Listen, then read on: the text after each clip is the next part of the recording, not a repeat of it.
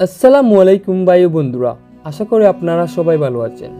আজ আমরা জানব নূরে মুহাম্মদী সাল্লাল্লাহু আলাইহি সাল্লামের বিভিন্ন অঙ্গের মর্তবা। তাহলে শুরু করা যাক।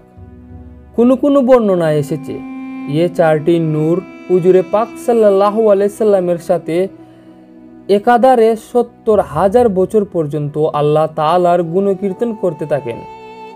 এরপর রাব্বুল আলামিন সমস্ত নবীগণের রূহ সৃষ্টি করে তাদের দ্বারা আখেরি নবী সাল্লাল্লাহু আলাইহি সাল্লামের কালেমা শরীফ লা ইলাহা ইল্লাল্লাহু মুহাম্মাদুর রাসূলুল্লাহ পাঠ করিয়ে নেন।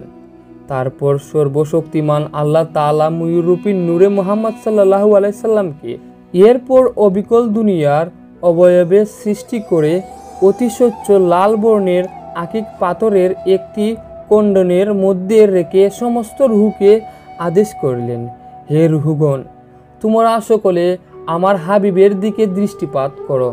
আদেশ ক্রমে কিছু সংখ্যক রূহ ছাড়া সকলেই শেষ নবী সাল্লাল্লাহু আলাইহি সাল্লামের আকৃতির দিকে দৃষ্টিপাত করলো, কিন্তু কেউ হুজুরে পাক সাল্লাল্লাহু আলাইহি সাল্লামের সর্ব অঙ্গ অবয়বন করতে পেল না।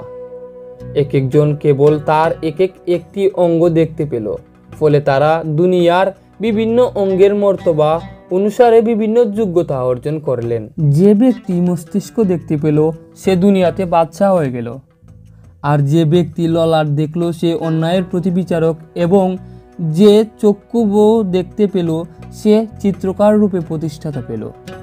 যে চক্ষুদ্বয় দেখল সে কোরআনের হাফেজ হয়ে গেল, যে গণ্ডদ্বয় দেখল সে জ্ঞানী ও দাতা হয়ে গেল। এভাবে যে চক্ষুর মণি দেখল সে আতর ব্যবসায়ী চিকিৎসক হলো। যে ব্যক্তি মুখমণ্ডল দেখল সে শক্তিমান বীর পুরুষ, এবং যে দেখল জিহ্বা সে হয়ে গেল দ্রুত। হুলকুম যে দেখল সে মুয়াজ্জিন বক্তা হলো। গর্দান যে দেখল সে ব্যবসায়ী হবার যোগ্যতা অর্জন করলো। যে উভয় বাহু দেখল সে যোদ্ধা হলো। ডান হাতের তালু যে দেখল সে ঘাতক জল্লাদ হিসাবে স্বীকৃতি পেল। হাতের তালু যে দেখল সে অহংকারী হয়ে গেল। উভয় হাতের পৃষ্ঠ যে দেখল সে কৃপণী হিসাবে প্রতিষ্ঠিত হলো। ডান হাতের অঙ্গুলি যে দেখল সে দর্জি হলো। যে দেখল বক্ষস্থল সে হয়ে গেল আলেম, এবং যে দেখল পৃষ্ঠদেশ সে হলো শরীয়তের পাবন্দ। উরু যে দেখল সে হলো ধর্মযোদ্ধা, এবং যে হাঁটু দেখল সে হলো পাকা নামাজি।